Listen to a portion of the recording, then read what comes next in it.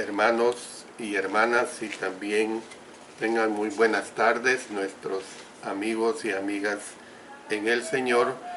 Siempre está con ustedes el hermano Alexander Castellanos desde la Iglesia de Cristo, República de El Salvador. Transmito como siempre a través del alumbrador cristiano en mi especial programa Te daré lo mejor. Gracias a Dios porque Él me ha permitido estar una vez más con ustedes. Oremos. Padre Celestial, gracias infinitas te doy porque me permites una vez más poder transmitir otro mensaje de tu divina palabra. Siempre te pido la asistencia del Espíritu Santo, que el mensaje sea claro. Padre Santísimo, bendice a todos quienes lo están escuchando. En el nombre de nuestro Señor Jesucristo. Amén. Amén.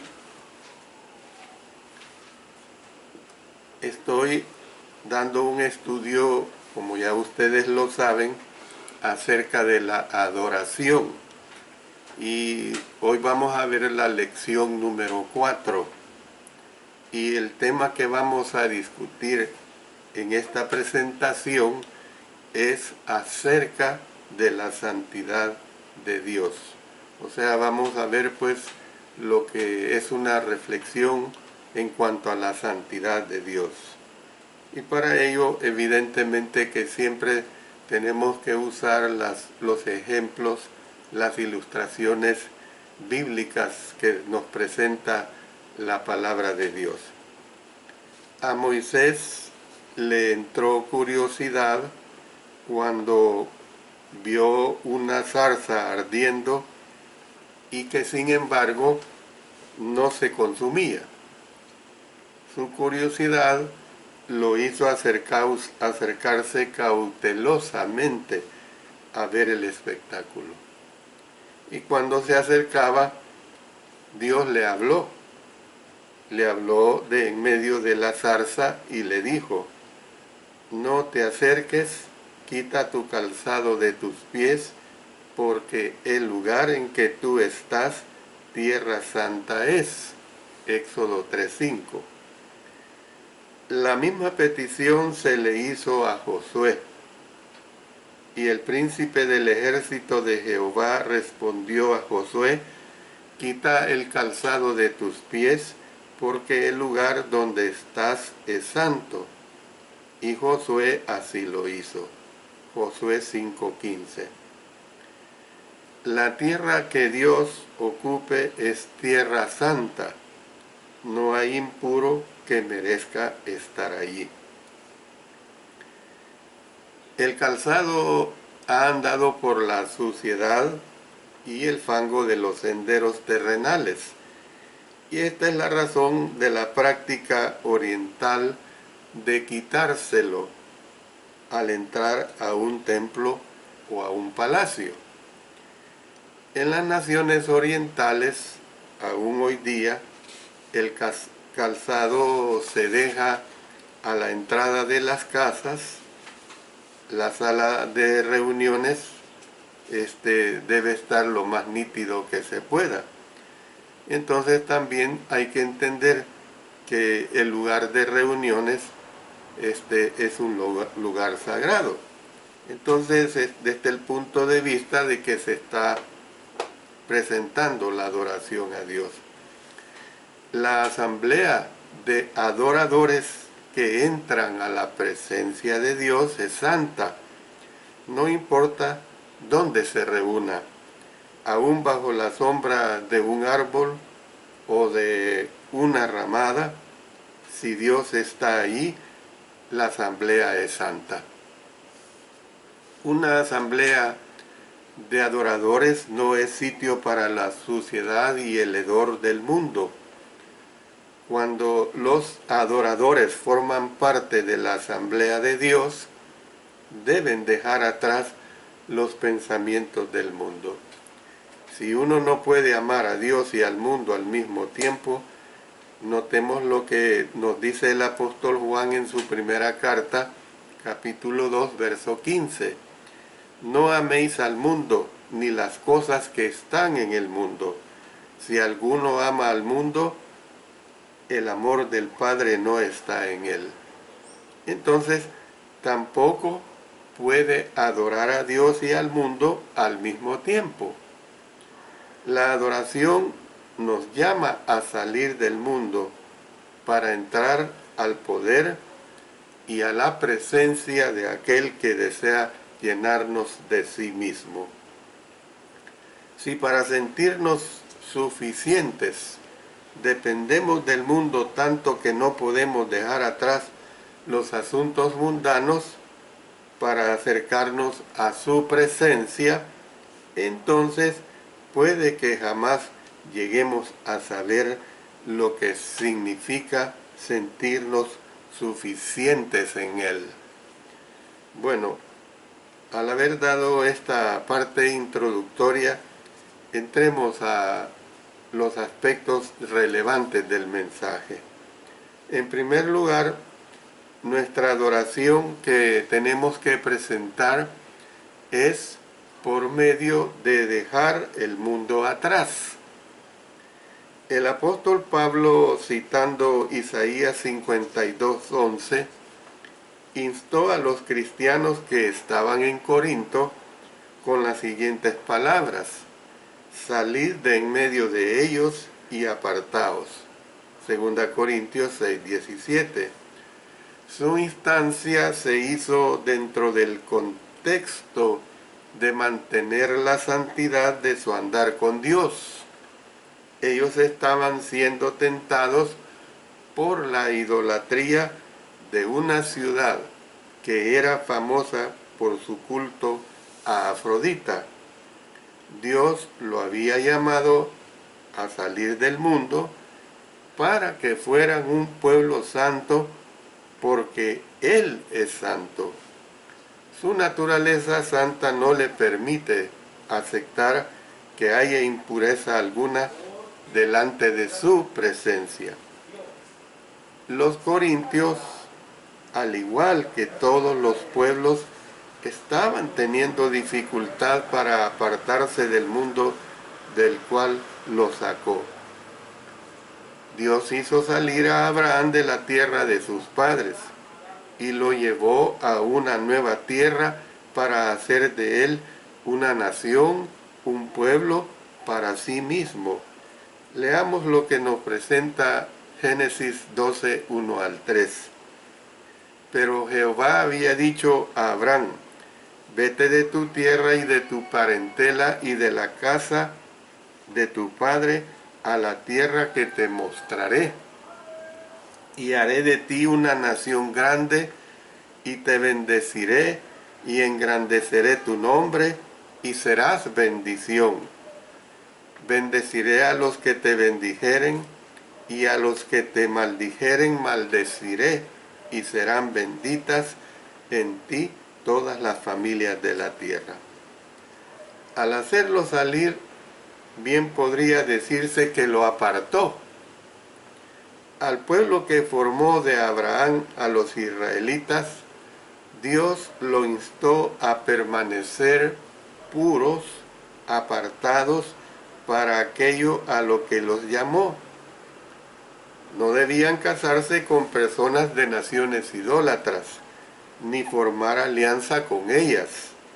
Lo que le preocupaba a Dios no era que se relacionaran con los extranjeros en sí, sino que se relacionaran con los dioses de estos. Israel fue sacado de Egipto para adorar y servir a Dios. Moisés había de decirle a Faraón: Israel es mi hijo, mi primogénito, deja ir a mi hijo para que me sirva. Esto lo tenemos comprendido en Éxodo capítulo 4, versos 22 y 23. Una y otra vez Moisés pidió a Faraón que dejara ir al pueblo de Dios para que pudiera servirle. Cuando Dios se le apareció a Moisés en la zarza ardiente, él le aseguró con estas palabras: cuando hayas sacado de Egipto al pueblo, adoraréis a Dios sobre este monte. Éxodo 3:12. Dios deseaba que su pueblo fuera para él. No quería que ellos mezclaran la adoración que le daban a él con la adoración que se daba a los dioses de los egipcios. A Dios, en otras palabras, tenemos que comprender que no se le debe mezclar con nada ni con nadie más.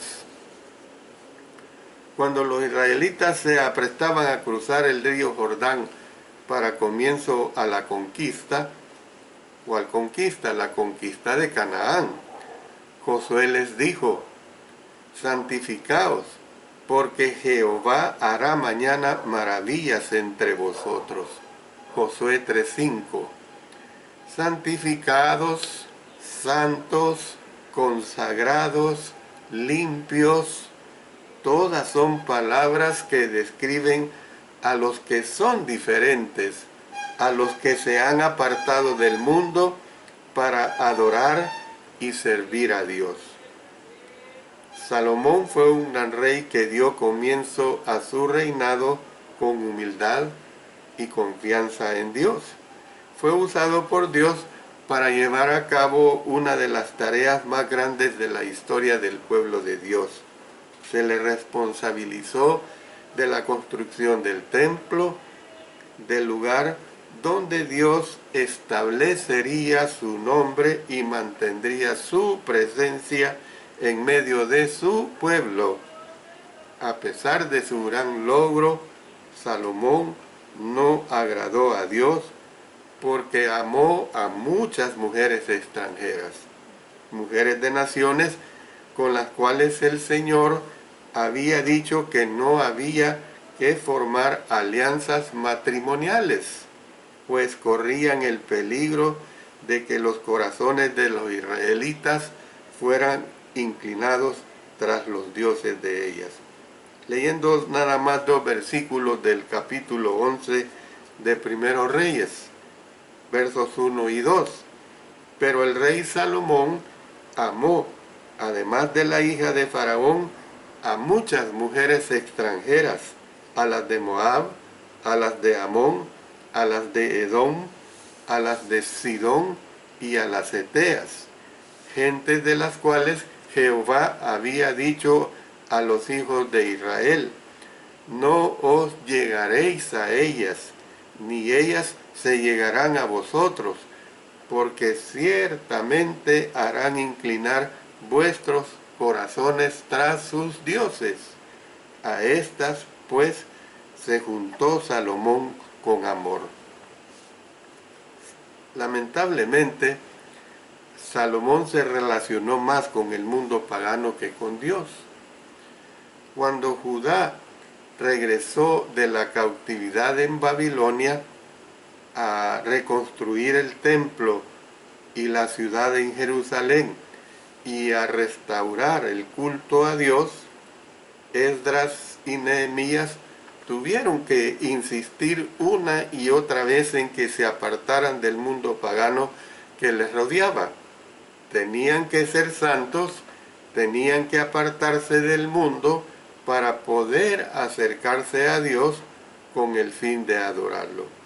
Si usted quiere ilustrarse más, yo le recomiendo que lea el libro de Esdras, los capítulos 9 y 10, y de Nehemías, el capítulo 13.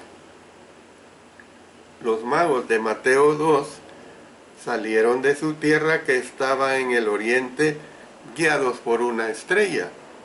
Dejaron sus casas, dejaron sus familias y viajaron a través, probablemente fue un viaje de miles de kilómetros de desierto a un país extraño para encontrar a aquel a quien deseaban adorar. Por lo menos, por algún tiempo, dejaron la comodidad, dejaron la seguridad de sus casas a cambio de la más regocijante y más duradera satisfacción que produce el adorar al Señor del cielo y de la tierra. Cuando Jesús deseaba pasar tiempo con el Padre, Él se alejaba y estaba a solas.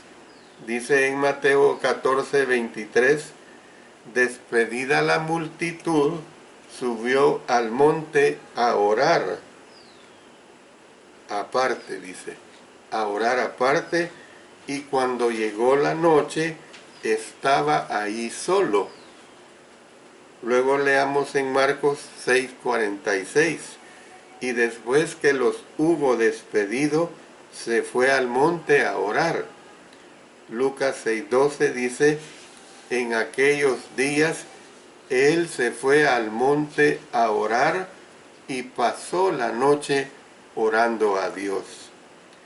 Fue por esta razón que se enfureció cuando vio a los que introducían sus negocios al templo, lo que dice en Mateo 21:12, y entró Jesús en el templo de Dios y echó fuera a todos los que vendían y compraban en el templo, y volcó las mesas de los cambistas y las sillas de los que vendían palomas. Esto impedía a los adoradores apartarse del mundo. ¿Por qué? Habían hecho un mercado, y donde hay mercado no hay concentración para presentar una adoración. Reprendió a los que daban limosna o hacían oraciones con el propósito de ser vistos por los hombres. Les mandó hacer sus oraciones y dar su limosna en secreto. Leamos lo que nos dice en Mateo 6, versos 1 al 6. Yo les recuerdo que Mateo 5, 6 y 7 son parte del Sermón del Monte. Dice acá, guardaos de hacer vuestra justicia delante de los hombres, para ser vistos de ellos. De otra manera, no tendréis recompensa de vuestro Padre que está en los cielos. Cuando pues des limosna, no hagas tocar trompeta delante de ti, como hacen los hipócritas en las sinagogas y en las calles, para ser alabados por los hombres. De cierto os digo que ya tienen su recompensa. Mas cuando tú des limosna, no sepa tu izquierda lo que hace tu derecha, para que sea tu limosna en secreto, y tu Padre que ve en lo secreto te recompensará en público.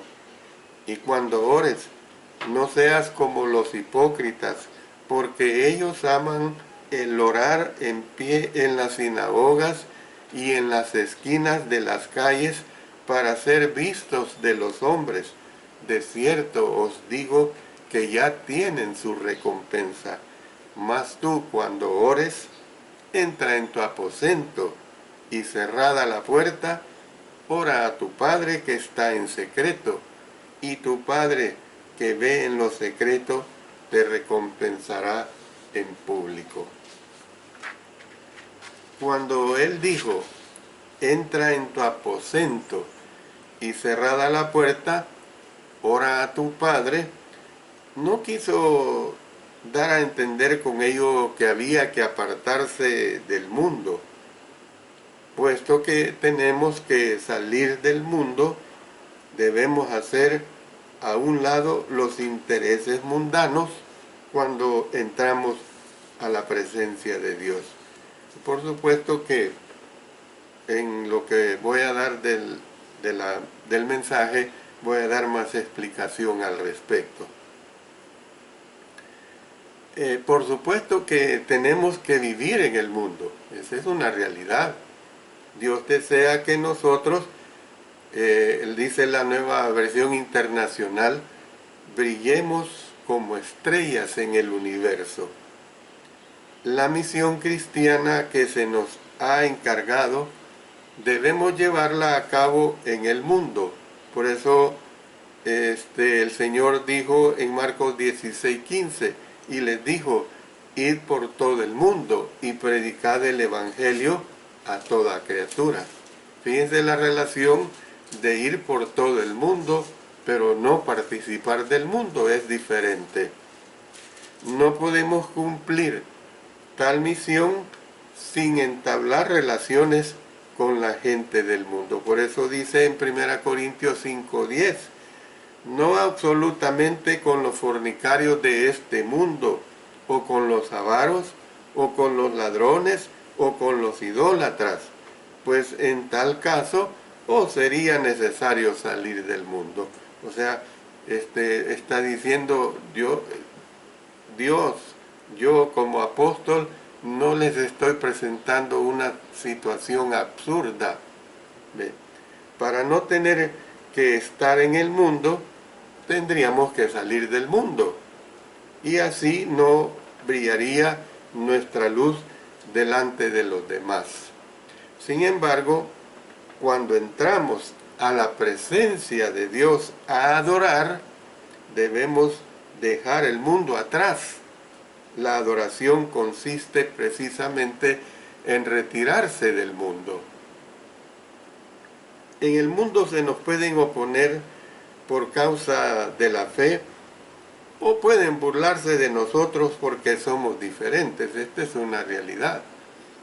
Es posible que a lo mejor se nos separe de nuestras familias. Las relaciones pueden ponerse tirantes. Puede que se nos considere faltos de juicio. Yo recuerdo cuando me inicié en la vida en el Señor a mi edad de 18 años, yo dependía de mis padres, 100% católicos. El día que yo me bauticé, pues yo ni quería llegar a la casa porque yo pensaba que me iban a despedir de mi casa. Realmente, gracias a Dios, no fue así. Es decir, para el cristiano, el mundo, podemos decir que es una zona de guerra. Con el tiempo, puedo decir felizmente que al menos mi madre obedeció al Señor Jesucristo. Esta es la razón primordial con la que Dios desea pues que su pueblo se congregue. Por eso dice en Hebreos 10:25, no dejando de congregarnos como algunos tienen por costumbre, sino exhortándonos, y tanto más cuando veis que aquel día se acerca. El culto de adoración debe ser un refugio en el que se está a salvo de los peligros del mundo, es decir, un respiro en medio de la tormenta, un sitio en el cual descansar, un tiempo pues para recobrar fuerzas y alimentar el espíritu hambriento. Cada vez que nos reunimos de la forma que el Señor nos permite, ahora en estos tiempos de esta forma virtual, pues debemos de tener ese respiro y alimentar nuestro espíritu hambriento. La adoración pues es un tiempo de consolación, una oportunidad pues para que sanen las heridas y sean enjugadas las lágrimas. Es un tiempo en el que se escucha a Dios, un tiempo en el que se vuelven a oír sus promesas y sus mandatos. Es un tiempo en el que se confiesan nuestras debilidades y se hace profesión de nuestra fe. En el culto se brinda un tiempo para fomentar lo que el mundo no puede dar. Se brinda pues un tiempo de refrigerio que viene de la presencia del Señor. Hechos 3:19 nos habla de este concepto. Cuando la mundanalidad invade la iglesia, uno de los primeros lugares donde los efectos de ella se manifestarán con mayor probabilidad es en la adoración, tristemente. Por ejemplo, se corrompe introduciendo instrumentos musicales. Aquí nada más a unos 120 metros hay una iglesia bautista y yo he pasado cuando están tocando los instrumentos y sobre todo la batería. No, hombre, si nada tiene de diferencia con una Sodoma de baile con ese tipo de música. Solo me imagino cómo esta gente puede estar presentando una adoración que sea agradable a nuestro Dios. Entonces, cuando así sucede, esto puede llegar a parecerse a una especie de concierto o una especie también de un mitin político, en un esfuerzo por ser oportunos y hallar puntos de coincidencia con el mundo. Los que plantan iglesias a menudo permiten que sean las encuestas que se hacen entre los inconversos de la comunidad los que determinen el contenido del culto de adoración. Tenemos que ver, pues, que cuando la fe cristiana se hace adecuada para el mundo, deja de ser adecuada para Dios, para su Cristo y para su verdad. Es decir, si queremos conformarnos con ese tipo de adoración a nuestro Señor, nosotros como humanos, óigase bien, como humanos lo podemos hacer, pero no de acuerdo a la voluntad de nuestro Dios. Mire lo que voy a continuar diciendo y lo que voy a seguir diciendo de aquí en adelante es verdaderamente muy, muy interesante. En su preocupación por adecuarse a las necesidades transitorias del mundo, muchos tratan de mezclar la fe cristiana con la actualidad imperante en este mundo. Tratan de hacer la fe más popular y más del gusto del mundo, pero mucho de la voluntad de Dios se pierde en este proceso de mezcla. Puede que nos parezca que la mejor estrategia del evangelismo consista en encontrarnos con la gente donde ellos están y así poderlo llevar al lugar donde Dios desea que están. Esto parece ser lo que quiso decir el apóstol Pablo cuando habló de hacerse de todo a todos. Dice, para que de todos modos se salve a algunos. 1 Corintios 9:22. No obstante, es obvio que el apóstol Pablo jamás dio a entender que la adoración debía parecerse más al mundo con tal de atraer a los que están en el mundo. Eso no es así. Puede que el tratar de acercarnos a Dios en un contexto mundano nos haga sentir bien y nos haga disfrutar el culto, pero tal enfoque podría hacernos perder el propósito de la adoración. Si hay algún mensaje que se ha de transmitir al mundo por medio de la adoración, ese debe ser que somos fieles a nuestro Dios y respetar los lineamientos que Él nos ha dado.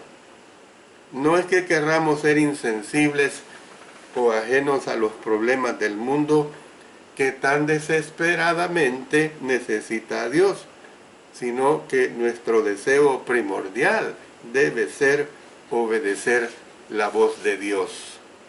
Bueno, mire lo que vamos a entrar ahorita a ver. Por medio de entrar con el propósito de honrar a Dios, es lo que debe ser la adoración, no con el propósito de ser entretenidos, porque eso es lo que buscan muchos cuando hablan de un culto muerto. Bueno, pero sigamos hablando. Existe una tendencia creciente que consiste en tratar a los adoradores como que fueran consumidores. Los hombres de negocios, ustedes saben bien que tienen dos enfoques para aumentar sus ventas. Una, convencer al consumidor de que necesita el producto que el fabricante ofrece. Y el otro, averiguar qué desea el consumidor y producirlo para brindárselo. Esto es en el mundo de las ventas. En el mundo de las ventas eso podrá ser correcto. Allá usted si acepta esos argumentos para hacerse de determinado producto. En los últimos tiempos, los negocios se han centrado pues en este enfoque. Los fabricantes que producen lo que el público desea están seguros de que atraerán su proporción de clientes. Lamentablemente, la religión ha adoptado el anterior principio del mundo de los negocios. Si a la religión se le considera como un producto a ser consumido, entonces un enfoque razonable, al menos desde el punto de vista de los negocios, es averiguar lo que el público desea de la religión y brindárselo. Le gusta el gelengue, le gusta la música instrumental, le gusta la algarabía, hay que dárselo.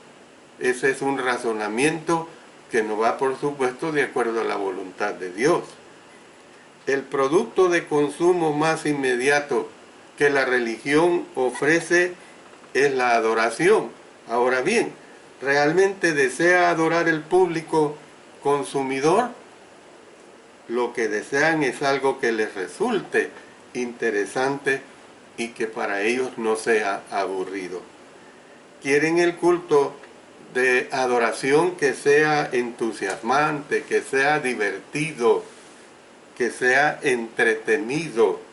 La verdad es que el público exige que la adoración sea un rato de diversión. Eso es lo que el público exige. ¿Pero es la voluntad de Dios esa? Claro que no. Para los que son sensibles al pensamiento de Dios y desean estar en su presencia, la adoración es entusiasmante, agradable y beneficiosa, sin que para ello se hayan tenido que hacer arreglos especiales para que los cultos sean entretenidos. El disfrutar pues de la adoración no es contrario a los propósitos de ella. No obstante, significa lo anterior que es justificable poner en escena una actuación todos los domingos con el fin de satisfacer el gusto del consumidor que no es sensible a los pensamientos de Dios. Claro que si usted es un cristiano legítimo y se rige por la palabra de Dios, no será así de esa manera. Yo recuerdo que yo evangelicé a una persona fuera de este país, entendió perfectamente el evangelio al grado de que lo obedeció. Y era un día de semana cuando dijo que quería obedecer al Señor. Llamé a varios hermanos y hermanas y de un momento a otro al menos unas 15 personas presenciamos su bautismo. La llevé el día domingo al culto de adoración de la Iglesia de Cristo. Fue el único culto que llevó. ¿Por qué? Porque esta persona había ido mucho tiempo a una adoración de un grupo religioso donde se le da rienda suelta al emocionalismo y consideró que los cultos dentro de la Iglesia de Cristo son cultos muertos. Entonces, esa fue su decisión. Dios se encargará de esta persona. La razón que se da para justificar el entretenimiento en la adoración es que debemos hacer todo lo que sea necesario para atraer a la gente a los cultos de adoración y una vez más que estén ahí, procurar acercarlos a la presencia de Dios. Y yo quiero decir esto con suficiente claridad y con suficiente autoridad, lamentablemente dentro de la Iglesia de Cristo hay predicadores que han caído en esta situación de atraer a las personas, adecuando las reuniones a lo que a la gente le agrada. Pero nosotros no podemos actuar de esa manera. Nuestra adoración debe ser de acuerdo a la voluntad de nuestro Dios. Yo les pongo este ejemplo. Nosotros, como una iglesia pequeña, miren, nosotros hemos invitado a toda esta calle donde vivimos a nuestras reuniones, hicimos hojas sueltas, invitándoles y llamándoles para los días del día domingo, el día principal de adoración al Señor. No vinieron, algunos vinieron 1 o 2 veces y luego se retiraron. ¿Qué podríamos hacer también con los esfuerzos de nuestra ofrenda?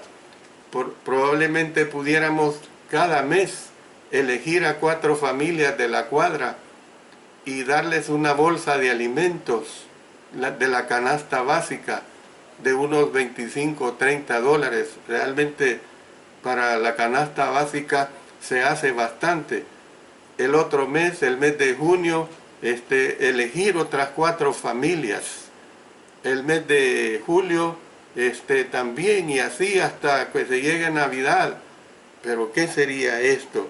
Sería estar atrayendo a la gente por el estómago. Miren lo que pasó con el Señor Jesucristo, que alimentó primero a 5,000, gracias a Dios, porque Él vio el hambre. Pero después ya no le seguían por la palabra que predicaba, sino Él mismo se los dijo: ustedes me siguen por la comida que perece y no por aquella comida que les lleva al cielo. Esta es la realidad. Por supuesto que se tiene la esperanza de que una vez se haya despertado el gusto por la presencia de Dios, no necesitarán más entretenimiento para ser llevados a la adoración. Esto es lo que algunos predicadores creen. El problema es que este enfoque rara vez funciona del modo que se espera. La idea de que el entretenimiento puede despertarle a uno el gusto de la adoración verdadera es cuestionable. Tiende pues a disminuir el sentimiento de respeto y reverencia que debiera estar presente en un encuentro con Dios. Un encuentro con Dios es cosa seria, y los que eligen entrar en su presencia deben hacerlo con gran reverencia y con gran respeto. ¿Se establece dando regalías a las personas un vínculo con Dios? No. Ahora, podrán ustedes decir: este hermano Alexander parece que no está de acuerdo en la benevolencia. No. Mire, cuando aquí en esta nación han habido terremotos, porque esta es una nación de terremotos, han habido destrucción por los huracanes, que por cierto a nosotros no nos llega como llega en México y en otros países de Centroamérica. La iglesia, gracias a Dios, se ha volcado en ayuda para estas personas, independientemente de pensar que se hagan miembros o no de la iglesia. Claro, de los que ven la mano de Dios presente, yo puedo decirles que ahora en día existen hermanos y hermanas que son miembros de la iglesia porque la conocieron en vista de que la iglesia les auxilió en esos tiempos difíciles. Cuando los terremotos del año 2001, en 13 de enero y 13 de febrero, hubo una gran destrucción y nos volcamos en ayudar. 300 nuevas casas sencillas se hicieron y 70 casas se repararon. Gracias a Dios, la gloria sea para nuestro Dios. Por supuesto que en el mundo de los negocios el cliente siempre tiene la razón. Esto ha hecho que en el culto la voz del pueblo reemplace la de Dios y que la opinión personal sea el factor primordial para determinar lo que se debe hacer en la adoración colectiva.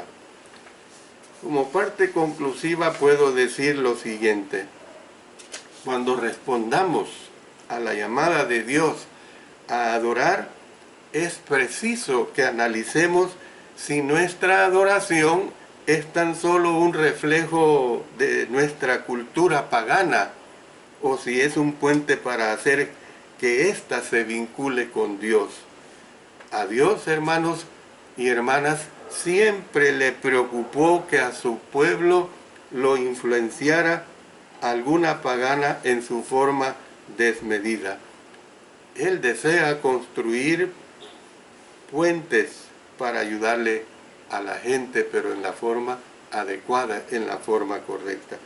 Puede que la adoración que se concibe para agradar al público sea una maravillosa actividad terapéutica que fortalece el ego y nos hace sentir bien, aunque no invite a Dios a entrar en nuestra vida para que nos haga conforme su naturaleza. El verdadero peligro de una adoración así reside en que, en lugar de acercarnos a Dios tal como Él es, nos inclina a inventarnos un Dios que es más a la medida, un Dios con el que nos sentimos más a gusto, no uno que se parece más a nosotros y se adecúa mejor a nuestro estilo de vida secular. Tengamos cuidado eso, hermanos, los que dirigimos las congregaciones, las iglesias de Cristo, de no caer en esa situación. En otras palabras, existe el peligro de que adoremos a un Dios creado a nuestra imagen y no al Dios que nos creó a su imagen. Puede que la gente salga de esta clase de adoración sintiéndose llena, pero estarán más llenos de sí mismos que de Dios. El mundo engaña. La atracción del mundo puede torcer nuestro razonamiento y confundir nuestras emociones. Puede que creamos y sintamos que estamos adorando cuando en realidad no lo estamos. Si algún lugar y momento hay en el que el pueblo de Dios puede proclamar que no somos del mundo, noten lo que en su oración el Señor decía en Juan 17, 14 y 16. Yo les he dado tu palabra, y el mundo los aborreció porque no son del mundo, como tampoco yo soy del mundo. No son del mundo, como tampoco yo soy del mundo. Ese es sin duda alguna el culto de adoración. Este es tierra santa. De modo simbólico debemos quitarnos nuestro calzado, hermanos, cuando salimos del mundo para entrar a participar en el culto. Debemos dejar atrás la suciedad, dejar atrás los conflictos del mundo cuando entramos a la presencia de Dios. Puede que el mundo no entienda e incluso se ofenda por el hecho de que proclamemos tal cosa, pero Jesús mismo dijo: yo os elegí del mundo, por eso el mundo os aborrece. Juan 15, 19. Jesús no siempre vinculó con su cultura y tampoco nos vincularemos nosotros. Su deseo era vincularse con su Padre. Este debe ser nuestro deseo también. Amén. Cuando de una vez por todas dejemos atrás este mundo y entremos por las puertas del cielo, tendremos el privilegio de alabar y de glorificar por siempre a nuestro Dios eternamente, junto con los que están alrededor de su trono. Ahí seremos parte del culto que rinden los que nunca dejan de decir: Santo, Santo es el Señor Dios Todopoderoso, el que era, el que es y el que ha de venir. Apocalipsis 4:8. Termino diciendo estas palabras. La santidad de Dios exige que nuestra adoración sea santa. Exige que no se vea afectada en ninguna manera por el mundo. Que Dios bendiga su bendita palabra, hermanos y hermanas, y que verdaderamente tengamos el pleno interés de adorar a nuestro Señor, como ya lo he dicho en varias de estas lecciones que he presentado, de adorarle en espíritu y en verdad. Amén.